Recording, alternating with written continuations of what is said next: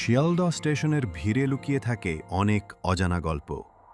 তমাল সিংহ, এক প্রাইভেট গোয়েন্দা, নিজের অফিসে বসে কেসের খোঁজে। রাত ৯টার পর এক আতঙ্কিত মেয়ে সোহিনী তমালের অফিসে আসে। তার ভাই অমিত ৩ দিন ধরে নিখোঁজ। অমিতের ডেস্কে পাওয়া যায় একটি ইউএসপি আর একটি হুমকির চিঠি।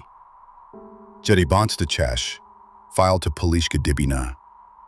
ফাইল খুলে দেখা যায় অমিতের অফিসের ভয়ঙ্কর চুরি ও রাজনৈতিক ষড়যন্ত্র। তমাল নিজের সূত্রে খুঁজতে খুঁজতে বেলগাছিয়ার অন্ধকার গলিতে পৌঁছে যায়। সেখানে ৩ জন মুখোশধারী তমালকে ঘিরে ফেলে। তমাল পেপার স্প্রে ছুঁড়ে ওদের অন্ধ করে মোবাইল ঘেঁটে পায় অমিতের অবস্থান, এক পরিত্যক্ত গোডাউন। পুলিশের সাহায্যে অমিতকে উদ্ধার করা হয়। ফাইলটা পুলিশের হাতে তুলে দিয়ে তমাল বুঝে যায় শহরের রাত এখনও অন্ধকারেই ঢেকে আছে।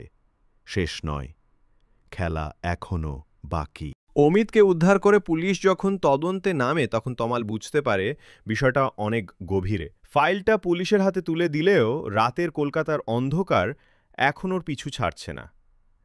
পরদিন সকালেই তমালকে ফোন করে সোহিনী ভয় আর আতঙ্কে কাঁপছে। স্যার, রাতে আমাদের ফ্ল্যাটে চোর ঢুকেছিল। আমার ভাইকে খুঁজে ওরা আবার এসেছে। তমাল আর দেরি করে না, সোহিনীর ফ্ল্যাটে গিয়ে দেখে সব ওলটপালট। অমিত তখনও আতঙ্কে। ওর ফোন থেকে একটি মেসেজ খুঁজে পায় তমাল। খেলা শেষ হয়নি, ফাইলের সব কপি আমাদের চাই। তমাল বুঝতে পারে অমিতের ফাইলের আরও কপি কোথাও আছে, আর সেটা উদ্ধার করতে না পারলে সবাই ঝুঁকিতে। তমাল নিজের অফিসে ফিরে গিয়ে অমিতের ল্যাপটপ আর ইউএসবি ঘেঁটে আরও প্রমাণ খুঁজতে থাকে। হঠাৎই এক অজানা নাম্বার থেকে ফোন আসে। তোর হাতে যা আছে তা কাল রাতের মধ্যেই পৌঁছে দেয়, না হলে তোর বোনের খবর আর পাবি না। তমাল একদম চমকে যায়। বোন? সোহিনীর নয়, ওর নিজের বোন ওকে বাজে খেলায় ফাঁসানোর চেষ্টা।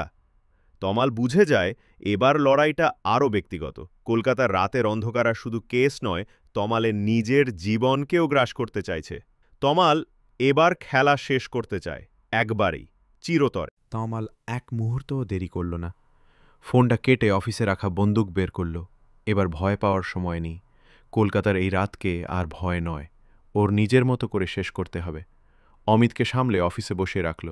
তারপর সোহিনীর সঙ্গে যোগাযোগ করে জানালো, তুমি বাসা ছেড়ে এখনই একটা সেফ হাউসে চলে যাও, আমি যা করার করব।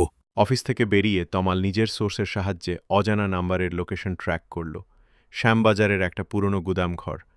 গুদামের চারপাশে পুলিশকে খবর দিলেও ওদের পৌঁছাতে সময় লাগবে।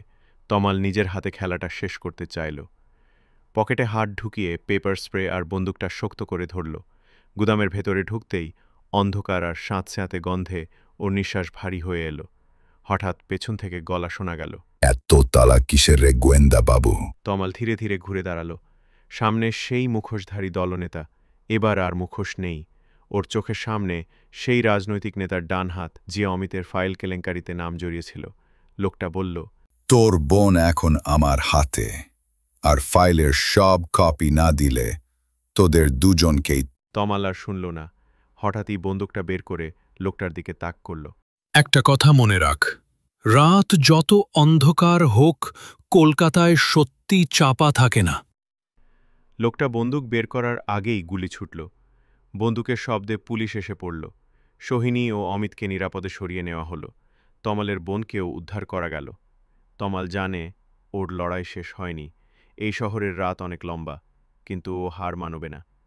অফিসে ফিরে ফাইল বন্ধ করে লিখল, কেস ক্লোজড, কিন্তু কলকাতার অন্ধকারের শেষ নেই। আমি আছি, তাই ভয় নেই।